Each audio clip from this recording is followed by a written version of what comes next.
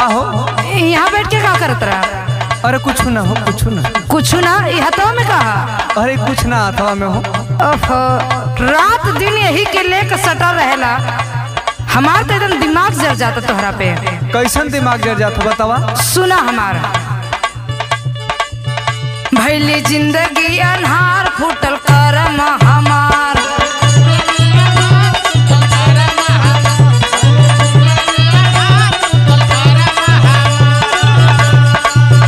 भैली जिंदगी अनहार, फूटल करम हमार। सैया ले अइला हमारी सवतिनिया ना।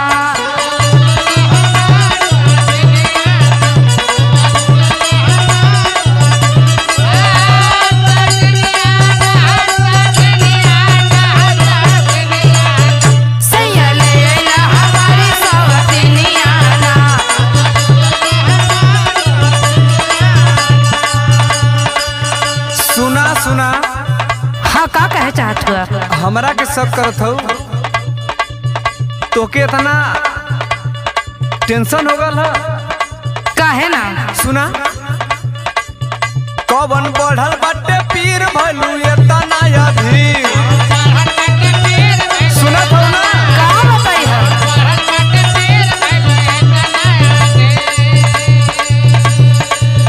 कौन बढ़ल बाटे पीर भइलू इतना अधीर। काहे रोवेलू तू हमरी अवरतिया ना?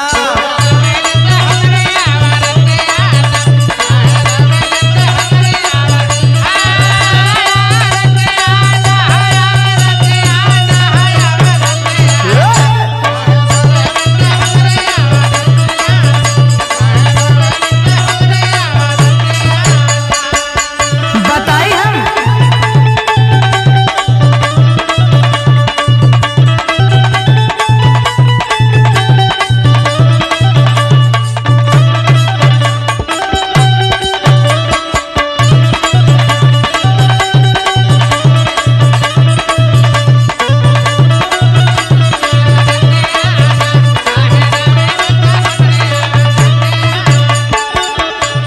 बताई हम काहे परेशान है? बतावा।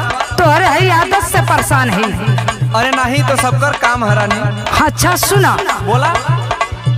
जब ले अइला मोबाइल हमका गइला भुलाई। जब ले अइला मोबाइल,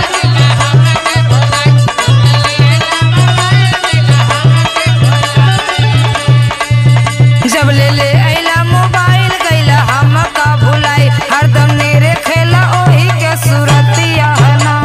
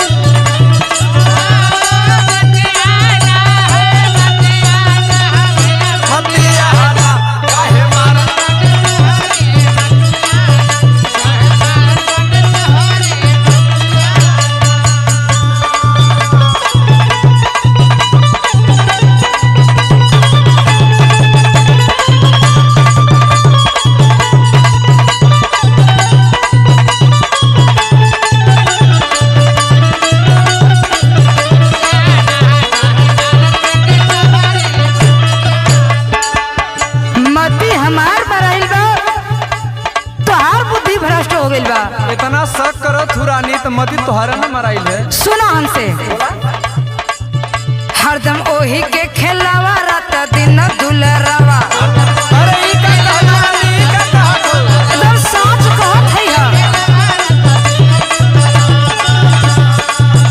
हरदम ओही के खेलावा रात दिन दुलरवा, हमके भावे न तोहारी अदतिया ना।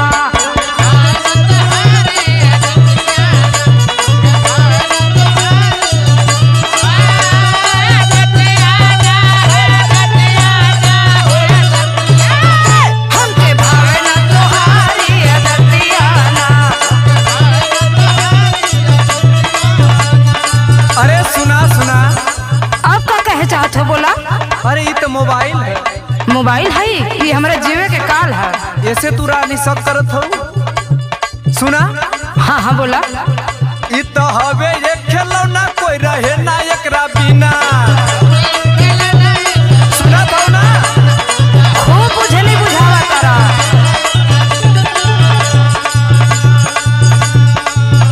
ई तो हवे एक खिलौना, कोई रहे ना एकरे बिना। इससे बढ़िया ना मिली कोई संगतिया ना।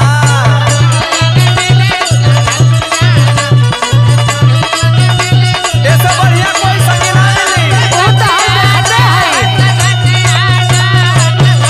जो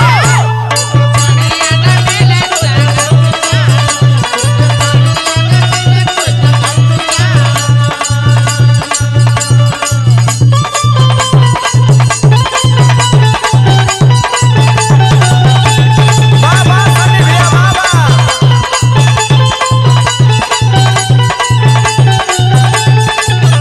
मेरा पिया घर आया राम जी।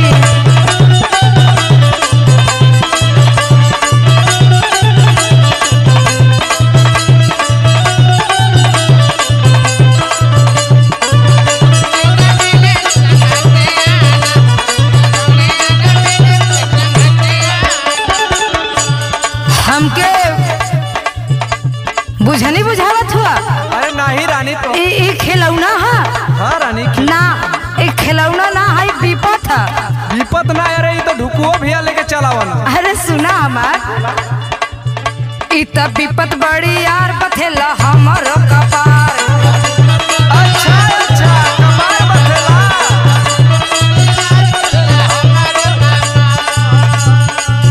ई त विपत बड़ी यार बथेला हमरो कपार। कभी सुरेंद्र से बताई कुल बतिया ना।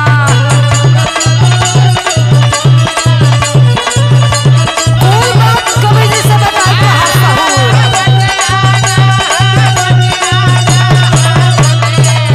कभी सुरेंद्र से बताई कुल बतिया ना।